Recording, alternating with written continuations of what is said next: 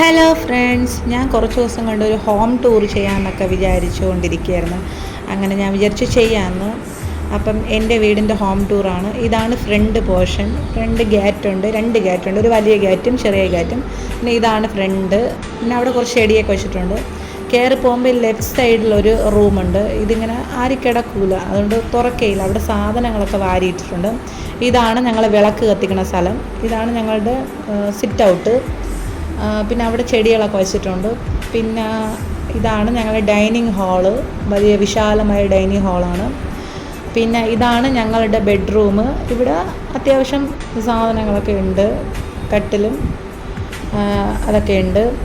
ഇതാണ് ഞങ്ങൾ ഇപ്പം കിടക്കണ റൂം. പിന്നെ അത് കഴിഞ്ഞിട്ട് അപ്പുറത്ത് ഒരു റൂമുണ്ട്. ഇതും അങ്ങനെ യൂസ് ചെയ്യണ റൂമല്ല, ഇത് വേറൊരു റൂമാണ്. ഇവിടെ ഇപ്പം അത്യാവശ്യം തുണികളും കഴുകിയൊക്കെ കൊണ്ടിടുന്ന തുണികളും പിന്നെ നിക്കിയുടെ ടോയ്സ്, ബർത്ത്ഡേക്കൊക്കെ കിട്ടിയ ടോയ്സൊക്കെ ഇല്ലേ, അതൊക്കെ ഇവിടെയാണ് വച്ചിരിക്കുന്നത്. ഇവിടെ ഇത് യൂസ് ചെയ്യാറില്ല, അതങ്ങനെ അടച്ചിട്ടിരിക്കും. പിന്നെ ഉള്ളത് ഇതാണ് ഡൈനിങ് ടേബിള്. പിന്നെ നിക്കിയുടെ തൊട്ടിൽ. ഇതാണ് ബാത്റൂം. പിന്നെ ഇവിടെ ഒരു മിററുണ്ട്. പിന്നെ ഇതാണ് ഞങ്ങളെ കൊച്ച് കിച്ചണ്. അത്യാവശ്യം സ്ഥലമുള്ള കിച്ചണാണ്.